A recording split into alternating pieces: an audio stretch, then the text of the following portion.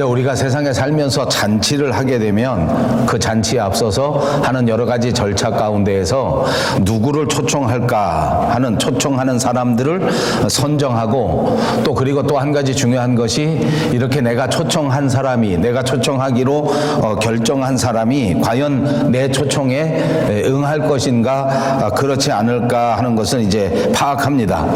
그래야만 이 잔치를 준비하는 데 있어서 여러 가지 준비 사항에 차질이 없이 할 수 있고 여러 가지가 있지만 그 중에도 제일 중요한 것은 이제 음식을 준비할 때 특히 몇 명이 올 것인가 어떤 사람이 올 것인가에 따라서 그 음식을 식사의 양이라든지 식사의 모든 경우들을 이제 파악할 수 있기 때문에 그것이 되게 중요한 하나의 절차 가운데 하나입니다. 제게도 이제 아들이 둘이 있는데 이 아들 둘이 다 결혼을 하게 되었고 그리고 저희 아들 둘이 결혼하는 것을 보니까 이제 한국에서 하는 결혼식 그리고 캐나다에서 하는 결혼식이 이제 비슷한 것도 있고 또 조금 다른 면도 있는 것을 발견하게 되었습니다. 한국도 많이 바뀌고 있습니다만 그러나 한국은 여전히 이제 결혼식 같은 잔치를 하게 되면 일단 초청장을 줍니다.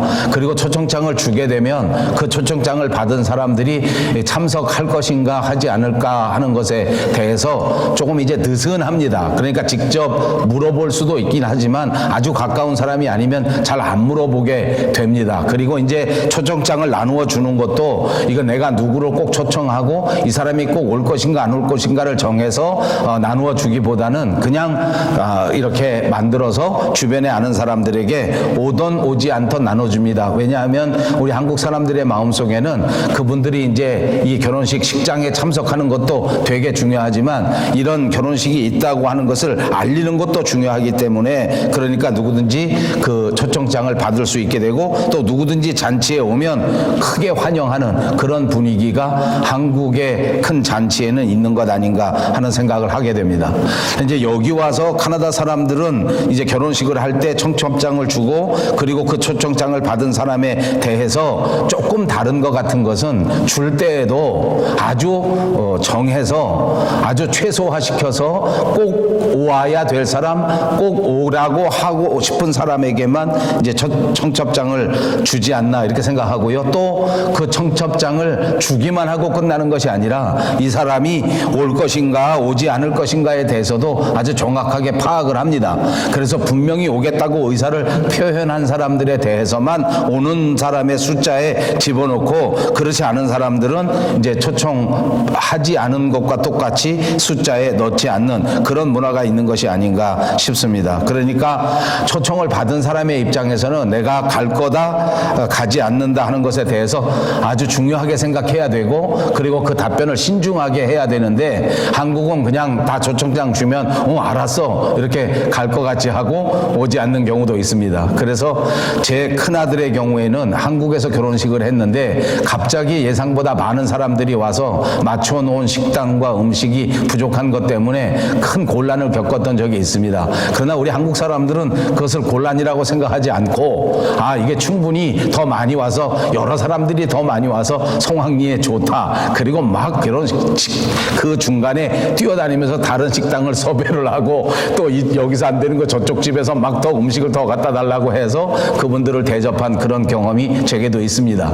근데 이 캐나다에 와서 결혼식을 하게 되니까 둘째 아들의 경우에는 미리 결혼식 전에 몇 명이 올 것이다. 그리고 그 음식이 몇 명분만 딱 준비되어 있기 때문에 거기서 한두 명 더 오는 것 이상은 도저히 감당할 수가 없습니다. 그러니까 만약에 100명이 오기로 했는데 120명이 오게 되면 최소한 10명에서 15명, 심하게는 20명은 밥을 먹을 수가 없기 때문에 여기는 확실하게 초청에 대해서 간다 안 간다를 말해야 된다 하는 그런 문화가 있는 것 같습니다. 옛날 유대 사람들은 이것을 더 중요하게 여겨서 1차 초청, 2차 초청을 합니다. 처음에는 초청장을 보내고 그 다음에 이제 다 준비하고 난 다음에 다시 한번 2차 컨펌을 합니다. 그러니까 그때의 결혼식의 예식이라고 하는 것은 올 사람과 오지 않는 사람이 아주 확실하게 정해져서 그 참석하는 사람들이 와야 되고 그 다음에 1차 초청에 응했고 그 다음에 2차 초청에도 응했는데 만약에 가지 못하는 경우는 것은 정말 아주 곤란을 나타내는 것이기 때문에 그런 사람들은 예의에 아주 벗어나는 상당한 결례에 해당되는 일이 되기도 하는 것입니다. 신약성경 마태복음 22장에도 보면 임금님이 사람들을 초청하는 경우도 있는데, 이런 높은 사람이 초청했는데 그때 초청장을 받고 내가 가지 않겠다, 나는 이러이러한 이유가 있기 때문에 못 간다, 이런 사람들이 성경에 등장합니다. 그때 그 임금님은 자기의 초청에 불응한 사람들을 징벌하기 위해서 군대를 보내서 그 군대로 하여금 그 사람들에게 오지 못하는 것에 대해서 그 결과에 대한 책임을 지게 만들어 놓은 그런 경우도 성경에 나옵니다. 그만큼 초청과 그 초청에 응답하는가 하지 않는가 하는 것은 심각한 결과를 초래하는 그런 문화가 있었습니다. 유대인의 관습도 요즘 서양의 관습과 거의 비슷한 것 아닌가. 그래서 분명히 초청장을 보내고 초청을 받은 사람들은 분명히 가겠다 또는 가지 못한다 하는 그런 정확한 대답을 해야만 했습니다. 우리가 믿는 이 하나님의 나라, 이 하나님의 나라의 풍습 가운데에는 잔치가 그야말로 일상이 아닌가 싶습니다. 우리가 하나님 앞에 드리는 모든 이 신앙의 생활이 잔치와 비유될 수 있습니다. 예배도 잔치를 드리는 것이요, 하나님 앞에 찬송을 부르는 것도 하나님 앞에 잔치가 열리는 것과 같습니다. 그래서 하나님의 나라에는 만 백성들이 초청을 받습니다. 누구든지 하나님의 나라의 행사에 참여하여 찬송을 부르고 기도를 드리고 말씀을 들으며 은혜를 받는 것은 하나님께서 우리에게 베풀어 주신 은혜요, 은혜로 우리에게 초청해 주신 귀한 잔치입니다. 이 잔치에 아멘으로 응답해서 하나님 앞에 나와 예배하고 하나님 앞에 찬송하는 것은 구원받은 사람들이 하나님 앞에 드릴 수 있는 아름다운 행사요, 하나님이 가장 기뻐하시는 귀한 잔치인 줄로 믿습니다. 이 잔치에 참여한다는 것 자체가 하나님의 나라에 넉넉히 들어갈 수 있다고 하는 것을 상징적으로 보여주는 사실이라고 하는 것을 믿습니다. 오늘 정말로 어수선한 상황 속에서 두려움과 어려움이 있지만은 그럼에도 불구하고 내가 하나님의 사람으로 하나님께서 우리에게 은혜로 베풀어 주신 이 구원의 예배에, 이 구원의 아름다운 잔치에 내가 기쁜 마음으로 하나님 앞에 나아가야 되겠다 하는 마음을 가지고 이 자리에 참석해서 하나님 앞에 찬송하고 하나님 앞에 예배하는 여러분 모두를 하나님께서 크게 기뻐하시고 하나님의 아름다운 초청에 응답한 여러분들이 넉넉히 하나님의 나라에 들어가게 되는 귀한 은혜를 오늘도 충만하게 내리워 주시기를 주님의 이름으로 축복합니다. 여러분 모두에게 하나님께서 큰 은혜를 주셔서 이 모든 상황을 이기고 극복할 뿐만 아니라 우리의 예배를 받으시는 하나님을 기쁘시게 하고 하나님께서 주시는 새로운 용기, 새로운 믿음, 새로운 기쁨을 충만하게 받아서 돌아가실 수 있는 아름다운 주일이 되시기를 다시 한번 주님의 이름으로 축복합니다.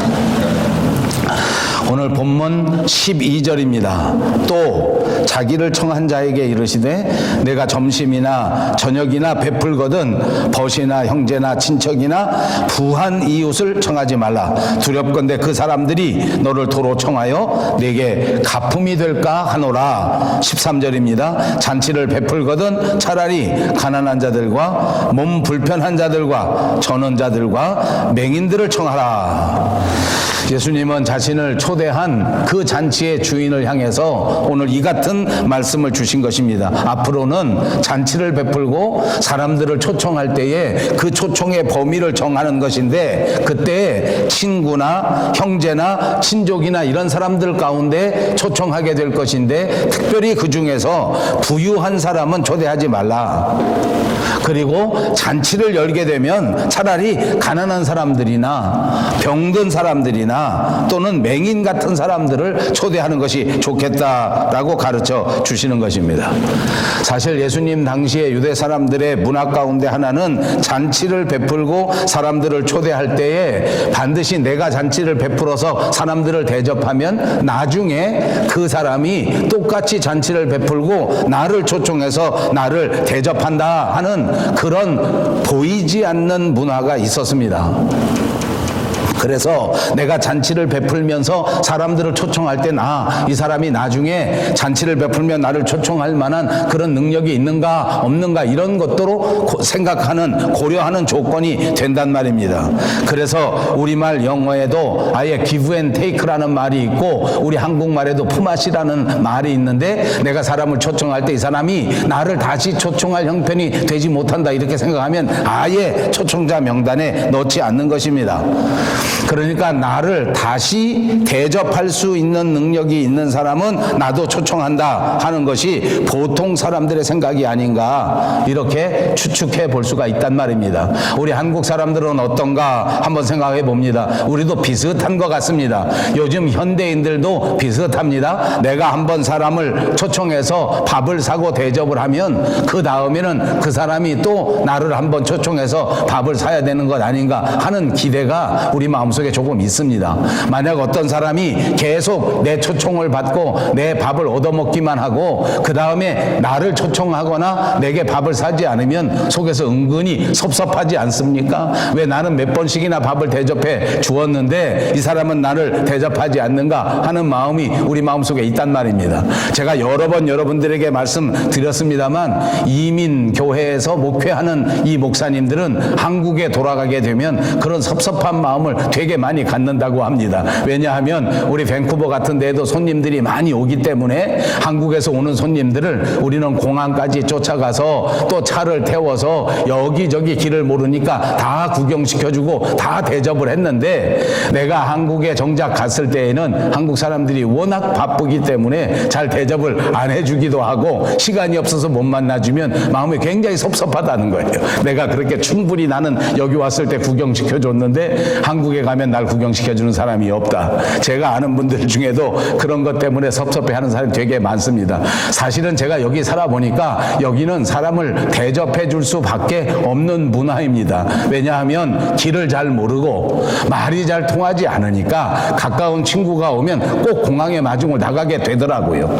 우리가 한국에 가면 알아서 버스를 타고 가고 전철 타고 가고 택시 타고 가고 다 할 수 있지만 여기는 어디서 만나자 그러면 잘 모르니까 요즘 젊은 사람들은 안 그런 것 같습니다만 제 세대에는 이거 상대방이 좀 불편하겠구나 싶어서 공항에도 쫓아가게 되고 호텔에 있으면 호텔에 가서 차를 가지고 데려오게도 되고 그러다 보면 여기 굉장히 불편하지 않습니까?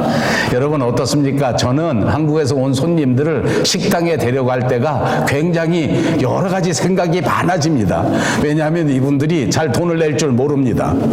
또 팁을 낼 줄 모릅니다. 다 아는데도 갑자기 당황이 돼서 식당에 가면 어디 가서 돈을 내는지 언제 내는지 몰라요. 그러니까 언제나 제가 돈을 내게 되더라고요. 그렇다고 뒤에 서 있을 수도 없고 앞에 갈 수도 없고 늘 사람 손님이 오면 제가 밥값이 많이 들어갑니다. 그런데 한국에 가면 또 한국에 가서 그 사람들이 제게 밥을 사주고 이렇게 하는 것보다 한국에 제가 돈 잘 내니까 저도 가서 다 잘 계산을 하게 되잖아요. 그러니까 그런 생각이 들어갈 때가 많이 있습니다. 자, 그런데 하나님께서는 우리에게 조금 다른 방법을 많이 말씀하십니다. 좀 새롭게 다르게 우리가 이런 것들을 생각해야 된다라는 그런 문화를 우리에게 주시는 것 아닌가. 교회에서는 이렇게 내가 대접을 다시 되돌려 받을 수 있는 사람을 청하는 것이 아니라 오히려 내게 다시 되돌려 줄 수 없는 그런 형편의 사람들을 초청하라 하는 것이 예수님의 말씀입니다. 초대교회 역사를 보십시오. 초대교회는 처음서부터 사람들이 구성될 때에 물질적으로 풍요한 사람들이 구성된 것이 아닙니다. 오히려 처음 교회가 만들어질 때에 물질적으로는 가난했지만 그러나 그가 말씀을 통해서 마음의 풍요함을 얻고 그 다음서부터 풍요한 하나님의 나라를 상속받을 수 있도록 만들어주신 것이 교회가 아닌가 싶습니다. 여러분은 혹시 그런 게 궁금하지 않습니까? 저는 예수를 믿고 목회하면서 왜 하나님께서는 가난한 자들을 선택하셨을까? 왜 하나님께서는 건강하고 건장한 사람들보다도 오히려 이렇게 병들고 약한 사람들을 선택하셨을까? 초등학생들 같이 어린 사람들은 아마 이런 질문을 하면 이렇게 대답할지 모릅니다. 부자는 돈 버느라고 악한 사람이 많고 가난한 사람은 착한 사람이 많기 때문에 하나님께서 가난한 자를 선택한 것이다. 저도 한동안은 그런 줄 알았습니다. 몸이 건강하고 씩씩한 사람들은 죄를 많이 짓고 몸이 좀 건강하지 못한 사람들은 오히려 죄를 짓지 않기 때문에 하나님께서 오히려 병든 자들을 선택하는 것 아닌가, 그렇게 생각할 수도 있습니다. 그러나 성경을 깊이 연구해보고 우리가 신앙생활을 오래도록 해보니까 그렇지는 않습니다. 꼭 부자라고 해서 죄가 많고 꼭 가난하다고 해서 선한 사람이 아니란 말입니다. 다만 하나님께서 가난한 자를 선택하고 하나님께서 약한 자를 선택하시는 것은 바로 하나님 나라의 문화다, 이렇게 생각하시면 틀림이 없으리라고 생각합니다. 하나님께서 일하시는 방식입니다. 우리는 왜 결혼식을 할 때 초청장을 마음대로 개방적으로 뿌리고 여러 사람들이 다 그 결혼식에 오면 환영해 주는가 하는 것과 딱 정해놓은 숫자만, 약속된 사람만 결혼식에 오는 것과는 서로 문화의 차이라 그 말입니다. 그래서 우리나라 사람들은 초청을 받으면 가까운 사람이 초청해 주니까 우리 온 식구가 다 같이 가서 축하해 주는 게 좋다 해가지고 아버지, 엄마, 또 나, 내 부인, 내 남편, 그리고 내 아이들 전부 데리고 이렇게 6명, 7명씩 막 합니다. 그러면 그 잔치를 열은 사람이 오히려 반가워합니다. 아주 좋은 문화 아닙니까? 저는 아주 아름답고 귀한 문화라고 생각합니다. 그런데 여기 캐나다에 와서 보니까 그것이 대단한 결례입니다. 왜냐하면 결혼식을 여는 사람은 저와 제 아내를 초청했지 제 아이들을 초청한 것이 아니기 때문에 2사람 초청했는데 6사람이 가면 그 잔치를 베푼 사람은 크게 당황하게 될 것 아닙니까? 혹시 여러분 여기서 서양 사람들한테 초청받으면 꼭 자기 본인만 가시기를 바랍니다. 혹시 남편도 같이 가도 되느냐, 혹시 아내도 같이 가도 되느냐, 이렇게 물으셔서 거기서 결정을 받고 가야 신뢰가 안 되지, 그날 그냥 우리 식구 모두 가자 이렇게 되면 조금 신뢰가 된다 그 말입니다. 자, 문화의 차이, 어떤 것이 옳은지 어떤 것이 틀린지는 그 시각에 따라서 다를 수 있습니다. 저는 하나님의 나라, 하나님의 교회가 가난한 자를 선택하고 약한 자를 선택한 것은 하나님 나라의 문화에 불과하다라고 말씀드립니다. 왜냐하면 우리가 잘못 생각하면 부자는 죄인이요, 왜냐하면 우리가 잘못 생각해서 건강하면 죄라고 생각할 수 있기 때문입니다. 그렇지 않습니다. 하나님께서는 가난한 자를 선택하셔서 하나님의 교회를 세웠고, 하나님께서는 병들고 약한 자들을 선택하셔서 하나님의 교회를 부흥시키셨지만 하나님의 방식인 것입니다.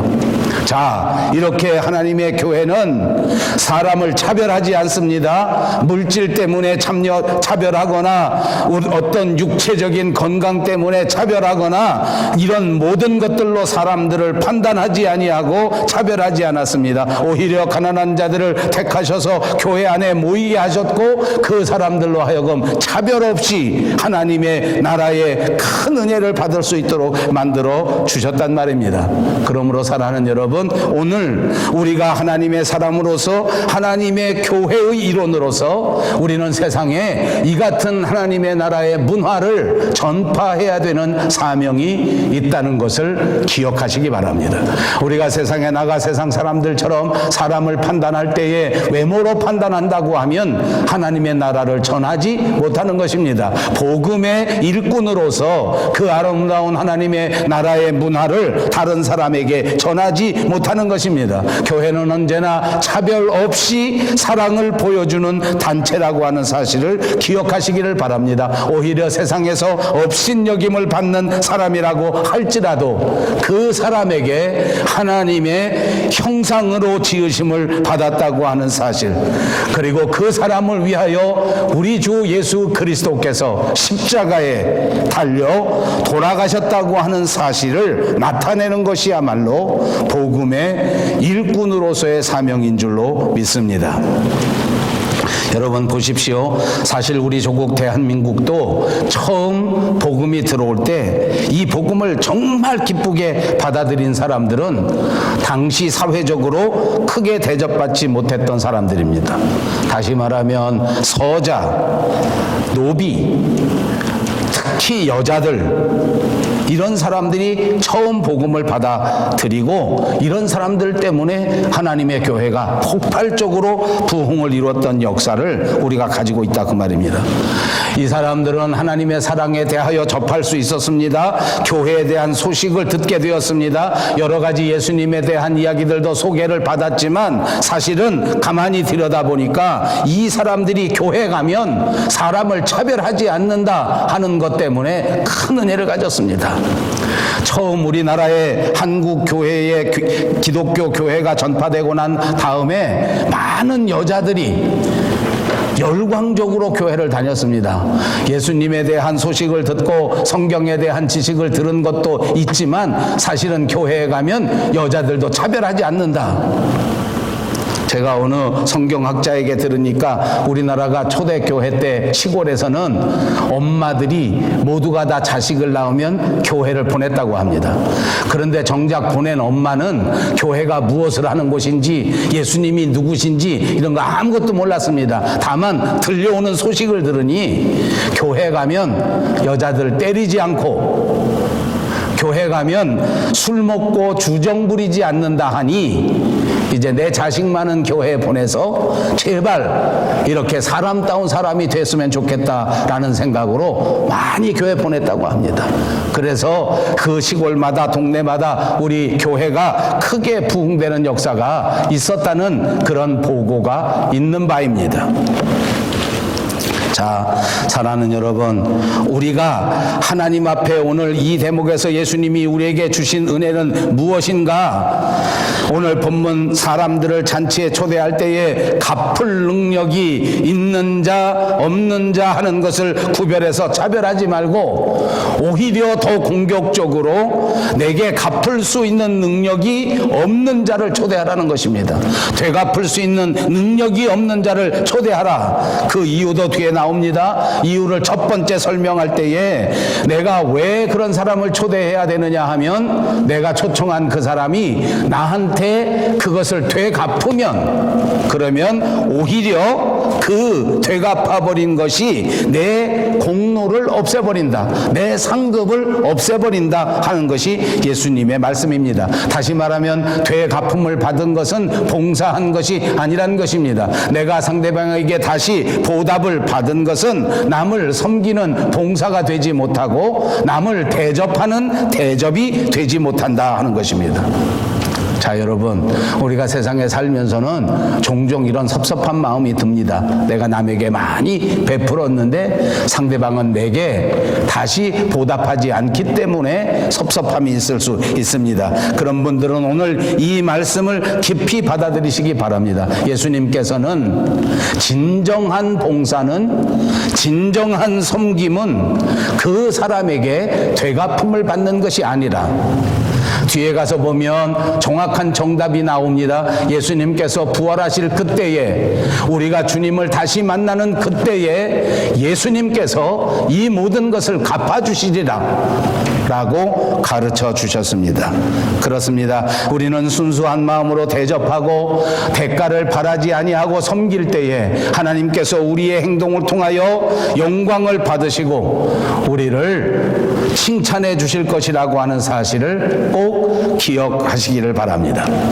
그러면 14절입니다. 그리하면 그들이 갚을 것이 없으므로 내게 복이 되리니 이는 의인들의 부활 시에 내가 갚음을 받겠음이라 하시더라. 그렇습니다. 우리는 예수님께서 부활하실 그때에 다시 우리를 만나주실 그때에 우리가 주님 앞에 서는 그날에 우리가 다시 주님의 은혜로 부활하는 그때에 하나님의 나라에 들어가는 그 순간에 하나님 앞에 칭찬을 받고 하나님 앞에 상급을 받게 될 것이라고 가르쳐 주는 것입니다. 그리고 우리가 이 땅 위에 예수를 믿는 동안 바로 그 상급을 바라보고 소망하는 삶을 살아야 한다고 말씀해 주시는 줄로 믿습니다. 우리는 그날에 상 받는 자들이 다 되시기를 주님의 이름으로 축복합니다. 예수님께서는 이렇게 순수하게 섬기고 대접하는 사람을 기뻐하시고 그 사람들을 의인들이라 하시고 그 의인들이 부활할 그때에 분명히 기억하셔서 아름다운 상급의 면류관을 주신다고 약속해 주신 줄로 믿습니다.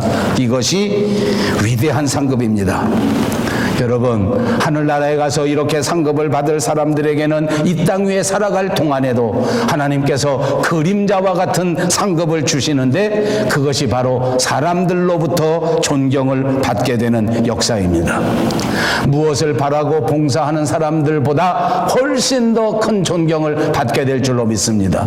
순수하게 대접하는 자들을 사람들도 존경해 주는 줄로 믿습니다. 그러므로 우리는 이 마지막 하나님의 나라에서 받을 하나님의 상급을 바라보면서 이 땅 위에서 순수한 마음으로 헌신하고 봉사하고 대접하며 섬기는 사람들이 되어야 될 줄로 믿습니다. 예수님은 갚을 것이 없는 사람들을 초대해서 그 사람들을 대접하라고 말씀해 주셨습니다. 그러면 그 사람들은 우리에게 갚을 것이 없으니까 갚지를 못하게 될 것이지만, 그러나 초청하여 대접하고 섬긴 사람은 반드시 복이 된다고 본문에 말씀하시지 않았습니까? 그리고 부활 시에는 하나님께서 직접 상급을 주신다고 말씀해 주셨습니다. 이것이 믿음입니다. 이런 믿음이 있을 때 우리가 순수하게 대접하게 됩니다. 이런 믿음을 회복할 때 우리가 분명히 섬기게 될 수 있단 말입니다. 그렇습니다. 이런 은혜를 받은 사람들이 아무 대가도 바라지 아니하고 자기가 가지고 있는 것을 털어서 남을 도와주고 남을 대접할 수가 있는 것입니다. 아무 연고도 없지만 하나님의 상급을 바라보면서 그들에게 음식을 베풀어주고 그들에게 마음을 나누어 줄 수 있는 그리스도인의 삶을 살게 될 줄로 믿습니다. 사랑하는 우리 밴쿠버 영성교회 성도 여러분, 이 하나님의 나라의 상급을 바라보시고 이제부터 우리 주변에 있는 이웃들에게 더 순수한 섬김과 희생을 나누어 줄 수 있는 진정한 복음의 일꾼들이 다 되시기를 주님의 이름으로 축복합니다. 예수님께서 부활하신 다음에 제자들을 찾아오셨습니다.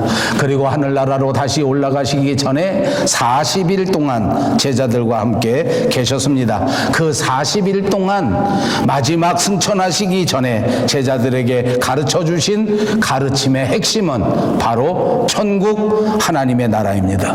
그래서 우리는 예수님의 가르침의 핵심을 하나님의 나라라고 말씀드릴 수가 있습니다.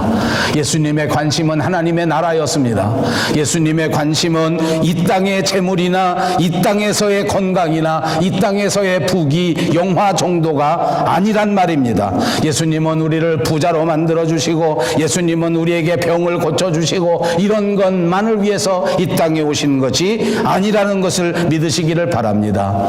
물론 예수를 믿고 부자가 됩니다. 물론 예수를 믿고 병을 고치는 일도 있습니다. 물론 예수를 믿어서 성공하고 출세하는 사람도 있습니다. 그러나 이것이 본질은 아니라는 것을 꼭 깨달아야 한다는 말입니다. 예수님께서는 우리에게 이런 것을 주시려고 이 땅에 오시고 이런 것을 주시기 위해서 십자가에 당신의 물과 피를 흘려주신 것이 아니라는 것을 믿으셔야 한단 말입니다. 안타깝게도 오늘날 신앙인들이, 안타깝게도 오늘의 교회들이 이 하나님의 나라를 다 잃어버리고 말았습니다. 더 이상 하나님의 나라에 관심이 없습니다. 어떻게 하면 이 땅에서 더 잘 먹을 것인가? 어떻게 하면 이 땅에서 더 잘 살 수 있는가?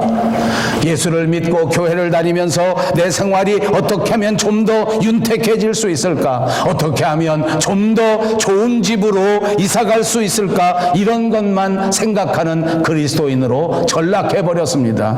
안타깝게도 하나님의 교회마저 이런 것만을 이야기하는 교회로 전락해버린 것은 아닌가 싶습니다. 여러분, 오늘 이 순간 이 말씀을 기억하시면서 우리 마음속에 다시 한번 분명히 깨달으시기를 바랍니다. 이 세상은 지나가는 나그네의 삶입니다. 여러분, 우리 입으로 한번 해보십시다. 이 세상은 지나가는 나그네의 삶이다. 사도 베드로는 인생을 가리켜 나그네 길이라고 말했습니다. 지나가는 행인과 같은 삶이라는 것을 의미합니다. 여러분, 우리는 이 세상에서 천년, 만년 살다가 갈 자들이 아닙니다.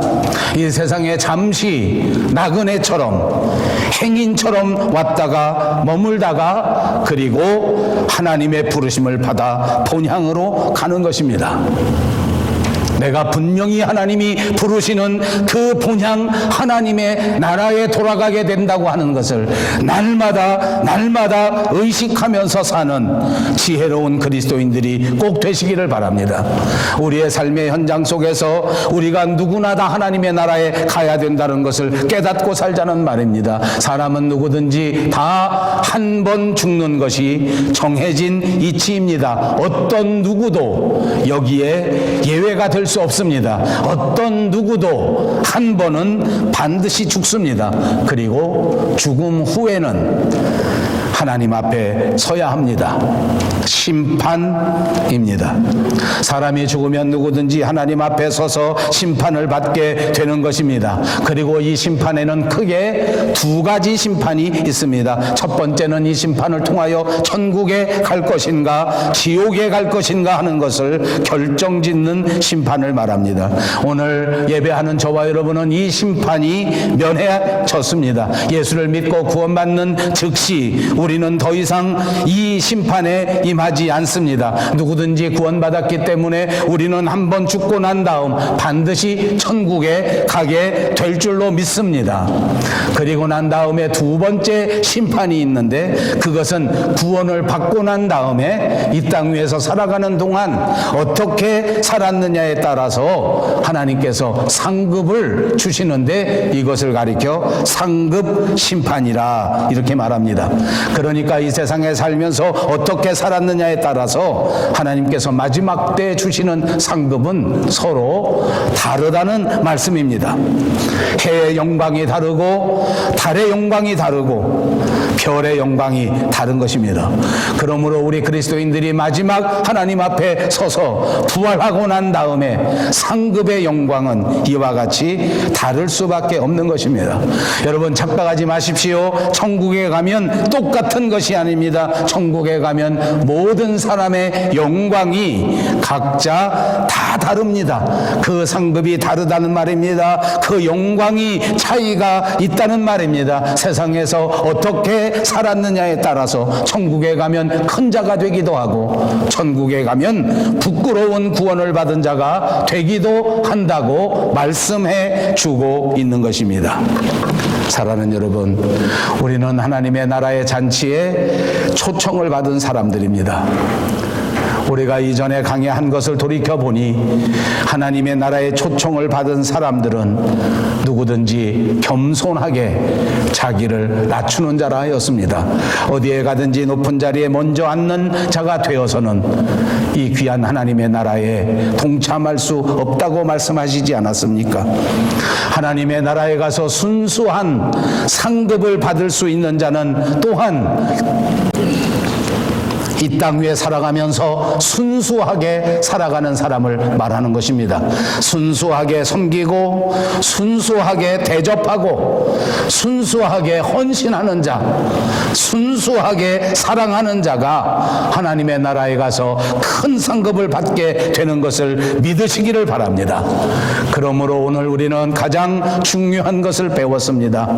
겸손하게 그리고 순수하게 복음의 일꾼이 기준이 되는 것입니다. 우리가 열심히 일하려고 하면 우리의 눈을 들어 우리를 기다리시는 그 하나님의 나라의 상급을 바라볼 수 있어야 합니다.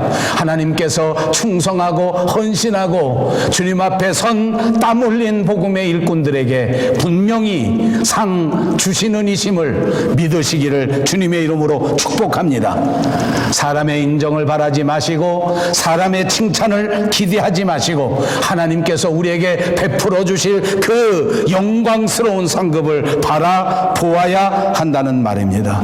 사랑하는 여러분, 이 하나님의 영광을 바라보시고 우리에게 주어진 이 귀한 사명을 최선을 다하여 감당하셔서 아름다운 하나님의 나라를 세우고 자신 있게 넉넉하게 하나님의 상급 심판 앞에 서서 아름다운 상급의 면류관을 받을 수 있는 저와 여러분 그리고 우리 교회가 되시기를 주님의 이름으로 축복합니다.